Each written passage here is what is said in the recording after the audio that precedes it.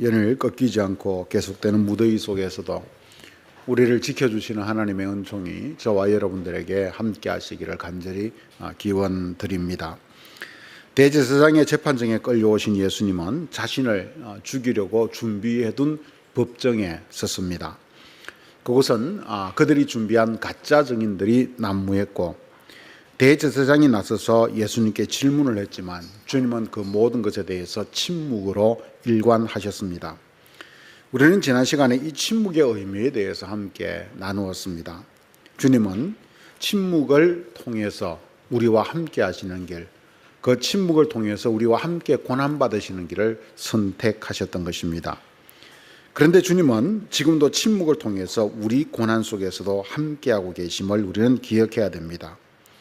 엔도 휘학구의 침묵에서처럼 예수님은 로드리고 신부에게 밟아도 좋다, 나는 너희에게 밟히고자 이 땅에 왔다 라고 하는 말씀처럼 주님은 지금도 우리에게 밟히며 우리의 고난을 함께 하시고 대신하시는 바로 그 주님이심을 성경은 우리들에게 말을 해주고 있습니다. 대제사장의 신문은 예수님의 침묵으로 인해서 크게 소득이 없었습니다. 그러자 이제 대제사장이 단도직입적으로 마지막 세 번째 질문을 던지고 있습니다.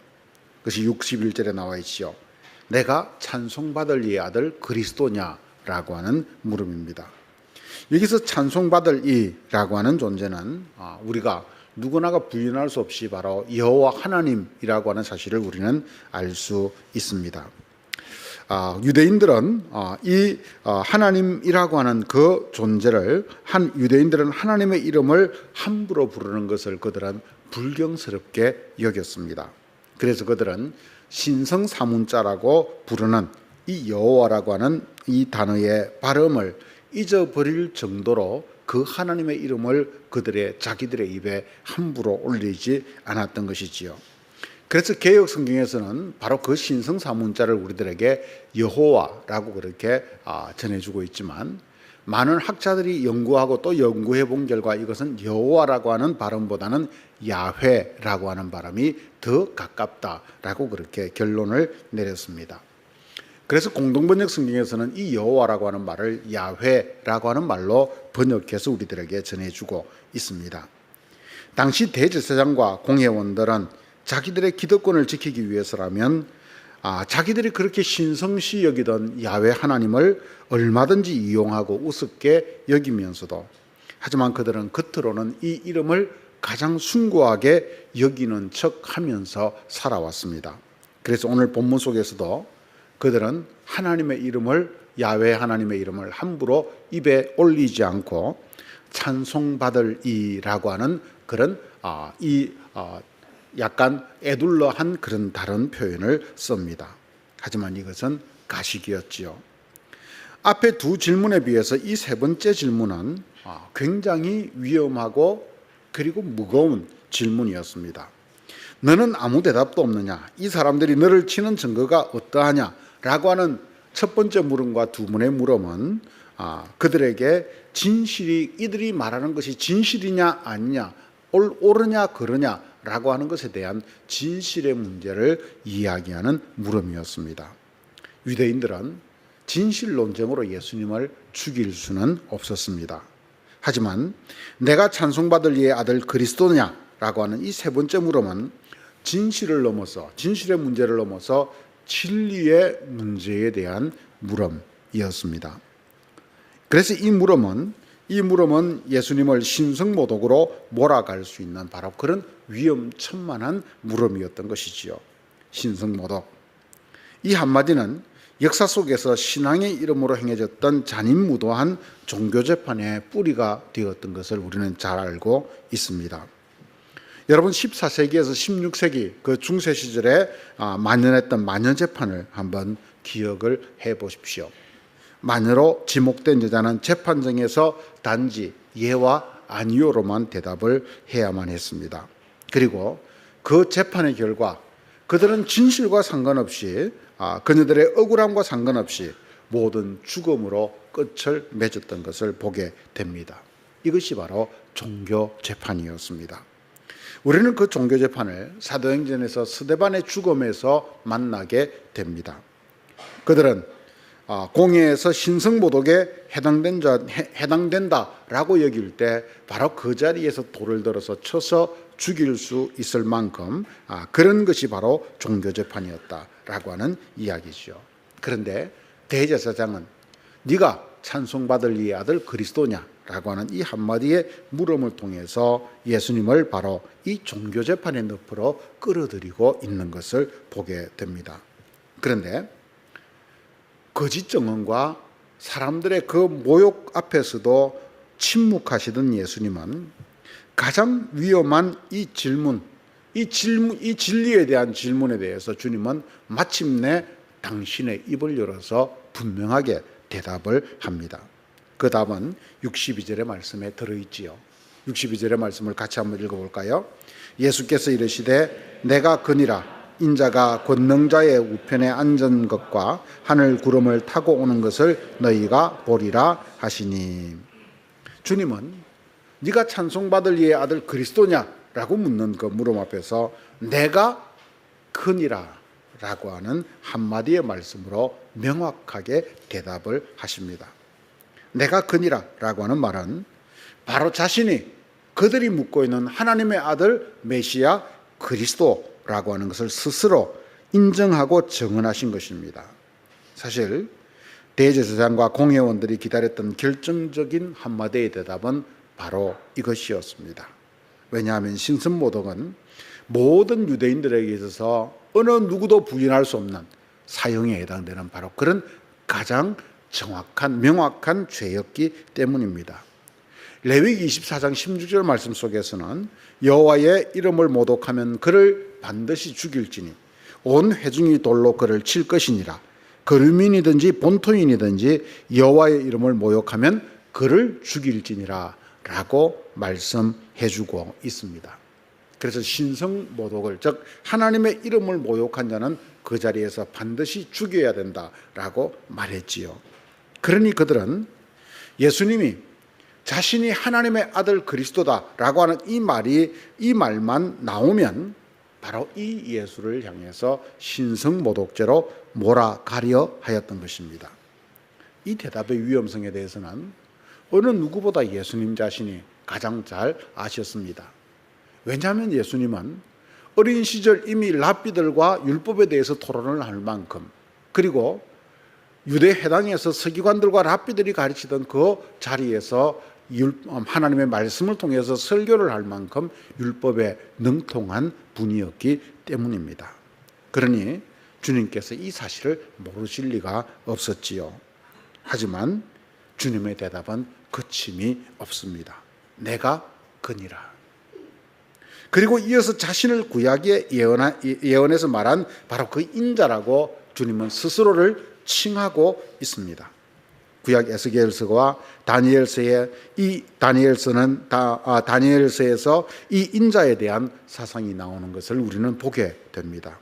신약시대 경건한 유대인 계층에서는 바로 이 예언자들이 예언했던 인자가 나타나기를 기다렸지요. 그런데 이 인자는 사람의 아들이란 뜻을 넘어서서 마지막 심판이 있은 뒤에 하나님에게 세계 통치권을 넘겨받으실 초월적 하늘의 존재, 심판자를 가리킨다라고 하는 이야기입니다.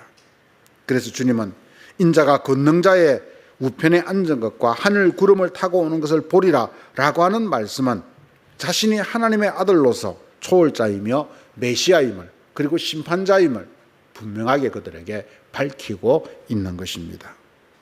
이 대답을 들은 대제사장은 속으로 쾌재를 불렀습니다. 하지만 그는 신성모독이라는 사실을 더 부각시키기 위해서 자기 스스로 대제사장의 권위를 넘어서 그는 커다란 퍼포먼스를 벌입니다. 그는 옷을 찢으며 이렇게 말을 하지요. 63절과 64절을 한번 읽어봅시다. 대제사장이 자기 옷을 찢으며 이르되 그 신성모독하는 말을 너희가 들었도다. 너희는 어떻게 생각하느냐 하니 그들이 다 예수를 사형에 해당한 자로 정죄하고. 사실 엄밀히 따지면 대제사장이 옷을 찢는 것은 율법에서 금하는 범죄에 해당되는 바로 그런 행위였습니다. 레위기 21장 10절 말씀 속에서 보면 제사장은 그의 머리를 풀지 말며 그의 옷을 찢지 말며 라고 분명하게 대제사장의 행동의 제한을 우리들에게 가르치고 있기 때문입니다. 하지만 대제사장은 그 순간 자신들의 목적을 이루기 위해서는 그 율법을 아랑곳하지 않고 사람들을 선동하기 위해서 거대한 퍼포먼스를 벌입니다. 옷을 찢습니다. 그러면서 사람들을 향해서 외칩니다. 너희가 신성모독하는 말을 들었으니 너희는 어떻게 생각하느냐? 라고 공회원과 재판정에 있던 유대인들에게 묻지요. 사람들은 예수님을 사형에 해당한다라고 정죄합니다. 사형에 처해야 한다라고 말을 합니다. 이로써 마녀 사냥식 종교 재판은 이제 끝을 향해서 달려가고 있습니다. 그러자 이어서 사람들의 조롱과 모욕이 이어지지요. 여러분, 사실 우리가 지금 보고 있는 이 64절은 우리 기독교의 역사만이 아니라 인류의 역사 속에서도 커다란 분기점이 되는 바로 그런 사건이라 할 수 있습니다. 왜냐하면 여기서 예수님의 운명이 결정되었기 때문입니다. 대제사장에 의해서 구약이 예언한 인자 하나님의 아들 예수님은 신성을 모독한 사람으로 유대인들에게 낙인이 찍혔습니다. 더 이상 피해갈 수 없습니다. 유일신인 야훼 하나님을 믿는 유대 사회에서 그것보다 더 명확하고 더 큰 죄는 없었습니다. 신성을 모독하는 자는 그 자리에서 죽여도 무방했습니다. 대제사장이 예수님을 신성 모독자로 본 근거는 62절에서 말한 그 주님의 말씀이 근거가 되었습니다. 예수가 하나님의 아들 메시아를 참칭했다는 것입니다. 오늘 우리가 우리의 입장에서야 예수님은 당연히 하나님의 아들이다 라고 우리는 인정하고 받아들이고 믿지만, 그것이 명백한 사실이지만 예수님 당시 유대인들에게는 이것이 전혀 그렇지 않았습니다. 아니, 그들은 그것을 받아들일 수 없었습니다. 그래서 그들은 예수님을 신성모독으로 몰아갔습니다. 여러분, 우리는 바로 이 지점에서 기독교가 유대교와 구별될 수밖에 없는 근본적인 이유가 놓여 있음을 놓치지 말아야 합니다. 본질은 바로 신의 본질에 대한 문제, 바로 그것이라는 이야기지요. 여기에서 내가 근이라고 하는 이 한마디의 고백 앞에서 우리는 그분을 그리스도로 믿는 것이고, 유대인들은 그를 신성모독으로 집어넣는 것입니다. 그러니까 신의 본질에 대한 이 이해가 달랐다라고 하는 이야기입니다. 이것은 굉장히 큰 것입니다. 유대인들에게 있어서 하나님의 본질은 무엇보다도 초월성에 있었습니다. 하나님을 위한 또는 하나님을 향한 그 어떤 형상도 그들은 이 땅에서 만들 수 없었습니다. 형상을 만들면 이미 그 초월성이 상대화되어 버리기 때문이었습니다. 그 하나님은 바로 창조자이십니다. 그의 창조 행위는 자연에 있는 것을 가공하는 것이 아니라 무로부터의 무한한 능력, 창조였습니다. 초월자 하나님에게만 이런 창조의 능력이 가능합니다. 그런데 이 초월성의 문제는 사실 유대교와 타 종교가 구분되는 가장 큰 분기점이기도 합니다. 타 종교는 대부분이 보면 자연의 위대함을 찬양하거나 혹은 자연을 대상으로 섬기는 특징을 가지고 있습니다. 그 자연에는 신성이 들어있다고 믿기 때문이죠. 그래서 그 위대한 자연이 곧 자기들을 지켜주는 수호신일 수 있다고 사람들은 여겼습니다. 범신론입니다. 그래서 타 종교에서는 태양을 섬기고 자연의 여러 형상과 그런 능력들을 그들은 신성시하며 섬겼습니다. 하지만 구약의 유대인들은 그 모든 자연의 위대함을, 그것이 아무리 위대하고 신비롭다 할지라도 피조물의 한계로 끌어내렸습니다. 찬양받으실 분은 오직 세상을 창조하신 초월하신 하나님 뿐이었다라고 하는 이야기죠. 이 절대적 초월성, 바로 이것이 구약의 신관이자 유대교의 신관이었습니다. 우리는 이 점 들으면 도대체 그것이 우리가 믿는 기독교 신앙과 뭐가 다른가? 라고 하는 것을 우리는 한번 의문을 품게 됩니다. 하지만 기독교 신앙은 초월적이면서 내재적입니다. 이것이 바로 기독교 신앙의 특징이라는 것입니다. 그래서 기독교 신앙은 여기에 단순히 초월적인 어떤 개념을 넘어서 초월적이며 내재적인 이 개념을 통해서 삼위일체 신앙을 우리들에게 말해주고 있습니다. 성부 하나님과 성자 성령을 삼위일체 하나님으로 섬기는 것이지요. 그런데 문제는 여기에서 이 땅에 오신 예수님은 초월적 존재가 아니었다라고 하는데 발생합니다. 그는 다른 인간과 똑같이 이 세상에 오셨고 태어나셨고 이 세상을 살아가셨습니다.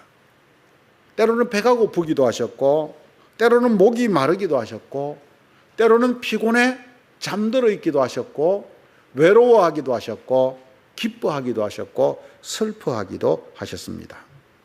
그러니 유대교는 바로 이처럼 초월적이지 않은 인간 예수가 하나님의 아들이라고 하는 것을 그들의 신적 그들의 신관에서는 결코 인정하거나 받아들일 수 없었던 것입니다.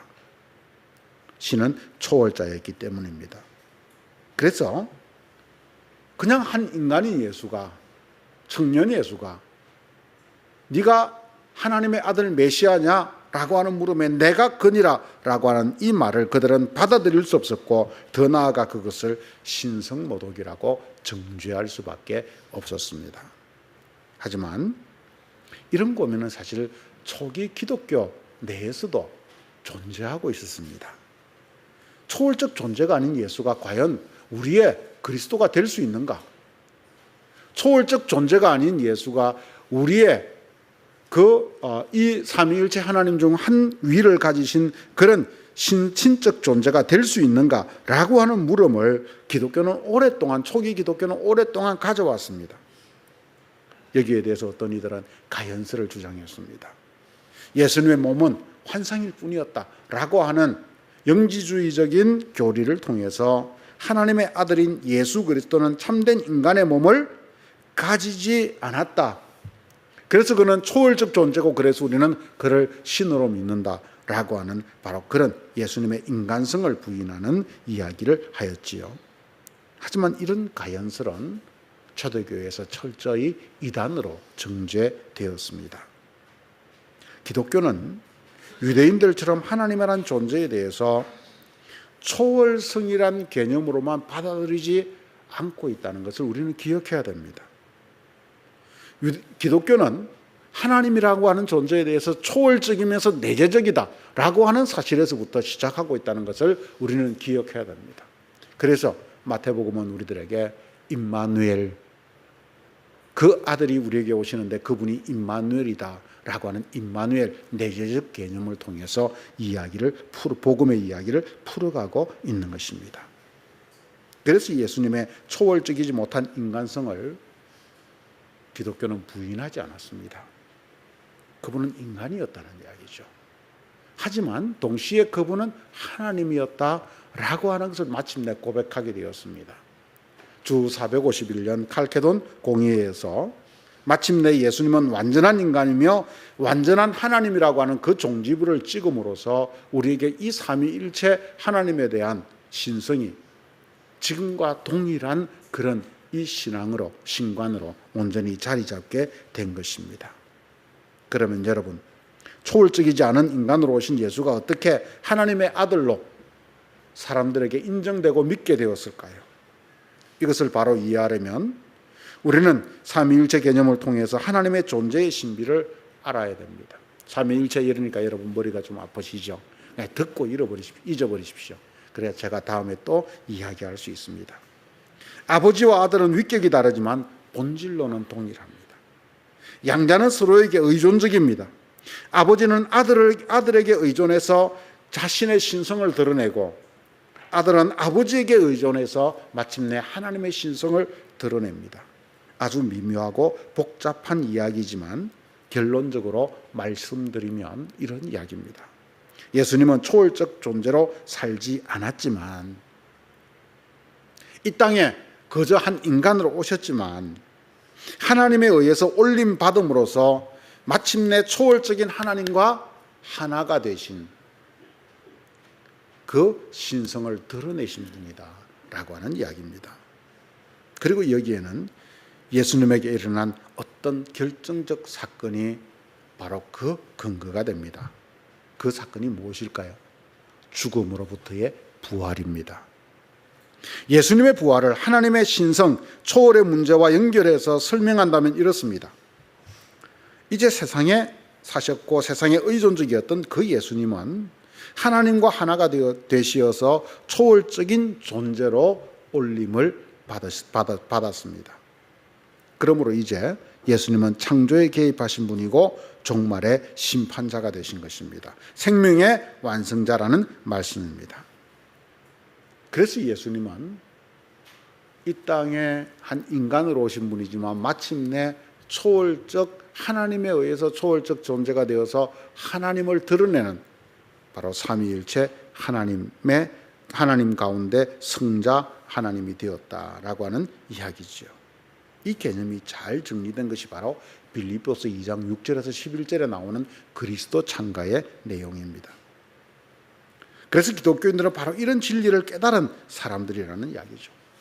우리가 한눈에 탁 듣기에도 뭔가 이건 굉장히 복잡하다, 어렵다 라고 생각하지만 그러나 이러한 것들을 우리가 깨닫고 믿게 되었다라고 하는 이 신비에 대해서 우리는 그것을 놀랍게 여겨야 합니다. 그리고 그것을 은혜로 받아들여야 됩니다. 우리는 이것을 진리로 믿음으로 받아들였기 때문에 내가 그니라 라고 하는 이 고백하는 이 말을 우리는 이해하고 지금도 믿음으로 그것을 받아들이는 것입니다. 하지만 유대인들, 그들 가운데 있는 최고 지식청, 최고의 자리에 있다고 생각했던 산헤드린 의원들은 그것을 알 수 없었고 용납할 수도 없었고 받아들일 수도 없었습니다. 자기들의 생각에는 하나님은 초월적이기만 한 분이어야 된다고 여겼기 때문입니다. 그래서 주님을 향해서 사형을 선고하셨습니다.